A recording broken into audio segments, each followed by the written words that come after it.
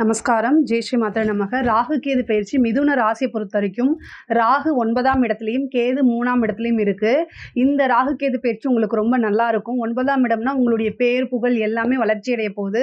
அதே மாதிரி 3ஆம் இடத்துல வரக்கூடிய கேது வந்து நிறைய நல்ல மாற்றங்கள் நீங்கள் எதிர்பார்த்த அனைத்துமே கிடைக்கக்கூடிய அமைப்புகளில் தான் இந்த ராகு கேது பயிற்சி இருக்குது. உங்களுக்கு இன்னும் நல்ல பலன்கள் வேணும் அப்படின்னா மகாவிஷ்ணு, அதாவது விஷ்ணு ஆலயம் சென்று வந்து சக்கரை பொங்கலை வந்து நீங்கள் தானமாக கொடுக்கணும். அதாவது பகவானை வந்து வணங்கிட்டு, விஷ்ணு பகவானை வணங்கிட்டு அங்கே சக்கரை பொங்கலை வந்து நெய்வேத்தியமாக படைச்சதை வந்து நீங்களும் சாப்பிட்டுட்டு மற்றவங்களுக்கும் அந்த தானமாக கொடுக்கணும். அதோட வந்து புருஷ சுக்தம், அதே மாதிரி நாராயணம், ஸ்ரீமத் நாராயணம் வந்து பாராயணம் பண்ணிங்கன்னா ரொம்ப ரொம்ப நல்லது. ஒவ்வொரு புதன்கிழமையும் வந்து பாம்பு மேலே படுத்திருக்கக்கூடிய பெருமாள் கோயிலுக்கு போயிட்டு நீங்கள் பெருமாளை வந்து வழிபாடு பண்ணுறது மூலிமா நல்ல அதிர்ஷ்டமும் பேரும் புகழும் கிடைக்கும்.